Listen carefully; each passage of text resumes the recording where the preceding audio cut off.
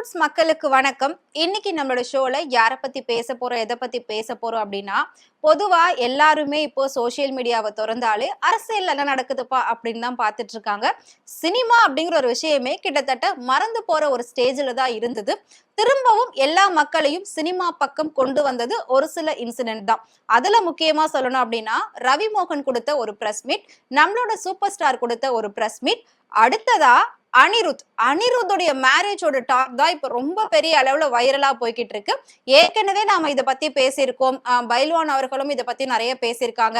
அதாவது போன வருஷம்லாம் இது ஒரு காசிப் மாதிரி தான் இருந்தது. அதாவது அனிருத் அண்ட் காவ்யா மாறன் இவங்க ரெண்டு பேரும் லவ் பண்றதாவும், ஃபாரின்ல இவங்க ரெண்டு பேரும் டேட் பண்றதாவும் நிறைய விமர்சனங்கள், நிறைய பேச்சுகள்லாம் அடிபட்டுட்டு இருந்துச்சு.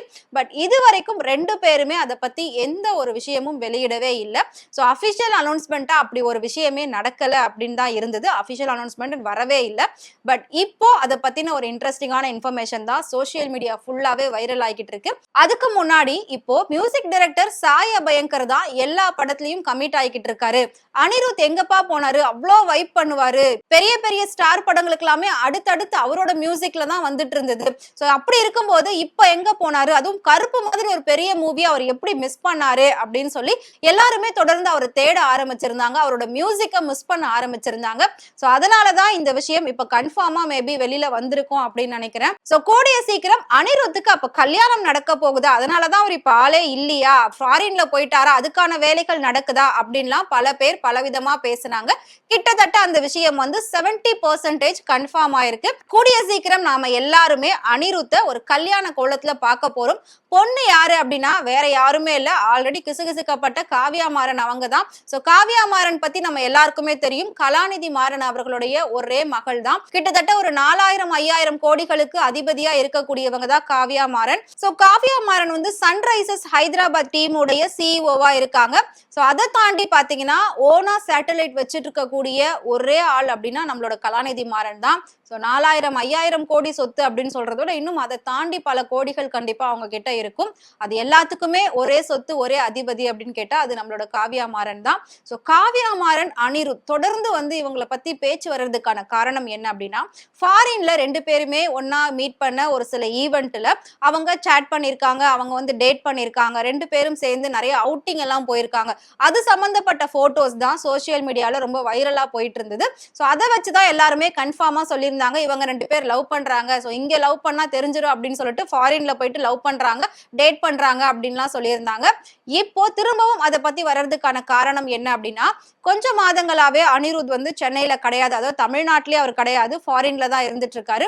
சோ அதனாலதான் இந்த கருப்பு மூவில கூட அவர் வந்து மியூசிக் டைரக்டரா பண்ணல அப்படின்னு வந்து சொல்லியிருந்தாங்க. சோ சாய் அபயங்கரை இப்ப நம்ம பார்க்கும்போது ஆரம்பத்துல எப்படி அனிருத் வந்தாரோ அதே மாதிரிதான் இப்போ சாய் அபயங்கரோட டர்னிங் ஸ்டார்ட் ஆயிடுச்சு. சோ இப்போ அவரோட ஒரு டைமா தான் பார்க்கப்படுது. அடுத்தடுத்த படங்கள்லயும் சாய் அபயங்கர் தான் கமிட் ஆயிருக்காரு. சோ அனிருத் வந்து காணுமே அப்படின்னு சொல்லி கேட்கும்போது தான் ஸ்பெயின்ல இருக்காரு அப்படின்னு தெரிய வந்தது. ஏன் அப்படின்னா ஸ்பெயின்ல தான் இவங்களோட கல்யாணம் நடக்க போறதா ஒரு இன்ஃபர்மேஷன் வந்திருக்கு. கிட்டத்தட்ட ரெண்டு வீட்டாரோட சம்மதத்தோட தான் இந்த கல்யாணம் நடக்க போகுது. சோ அதுக்கான வேலைப்பாடுகள், அதுக்கான பேச்சுவார்த்தைகள் தான் ரெண்டு ஃபேமிலிக்குள்ள இப்ப சேர்ந்து நடந்துகிட்டு இருக்கான். அதுக்கு முன்னாடி வெளிநாட்டுல கல்யாணம் பண்றது அப்படின்றது ஒரு நார்மலான விஷயம் கிடையாது. சோ அங்க வந்து நிறைய ஃபார்மாலிட்டிஸ் இருக்கும், அங்க நிறைய விஷயங்கள் இருக்கும். அது எல்லாத்தையும் பாக்குறதுக்காக தான் வந்து அனிருத் அண்ட் காவ்யா மாறன் ரெண்டு பேருமே அங்கதான் இருந்துட்டு இருக்கிறதாவே தகவல்கள் வந்துட்டு இருக்கு. ஏற்கனவே எல்லாரும் அனிருத்தை பத்தி என்ன பேசினாங்க அப்படின்னா, அவரே ஒரு நல்ல பெரிய பேக்ரவுண்ட்ல இருந்து வந்தவர் தான், ஆனா அவரை விட பல மடங்கு உயர்ந்த ஒரு பேக்ரவுண்ட்ல இருக்கக்கூடிய ஒரு பொண்ணு வந்து அனிருத்தை லவ் பண்றாங்க அப்படின்றப்போ அது உண்மையிலே அவருக்கு பெருமையான விஷயம் தான். சோ இப்படி ஒரு பொண்ணு கிடைக்க அனிருத் கொடுத்து வச்சிருக்கணும் அப்படின்லாம் பேசியிருந்தாங்க. சோ அனிருத்தும் கிட்டத்தட்ட பெரிய பேக்ரவுண்ட்ல இருந்து வந்தவர் தான், இருந்தாலும் அவங்களோட பெரிய பேக்ரவுண்ட் தான் காவ்யா மாறன். சோ ரெண்டு பேருக்குமே கிட்டத்தட்ட ஈக்குவலா இருக்கும் அப்படின்றதுல எந்த ஒரு சந்தேகமும் கிடையாது. பட் ஏஜ் டிஃபரெண்ட் இருக்கு அப்படின்னு சொல்லியிருக்காங்க. சோ காவ்யா மாறன் அனிருத் இவங்க ரெண்டு பேருக்குள்ளயுமே கொஞ்சம் ஏஜ் டிஃபரெண்ட் இருக்கு. பட் ரெண்டு பேருமே வந்து ரொம்ப வருஷமா ரொம்ப ஃப்ரெண்ட்லியா தான் பழகிட்டு இருந்தாங்க. சோ இப்பதான் வந்துட்டு அவங்களுக்குள்ள லவ் வந்தது. சோ கூடிய சீக்கிரம் அது கல்யாணமா மாறப்போகுது அப்படின்றதுல எந்த ஒரு சந்தேகமும் இல்ல அப்படின்னு சொல்லிதான் சுற்று வட்டாரங்கள் எல்லாமே வந்து சொல்லிக்கிட்டு இருக்கு. சோ வெயிட் பண்ணி பார்க்கலாம். ஸ்பெயின்ல அனிருத் அனிருத் காவ்யா மாறன் கல்யாணம் எப்படி நடக்க போகுது அப்படின்னு.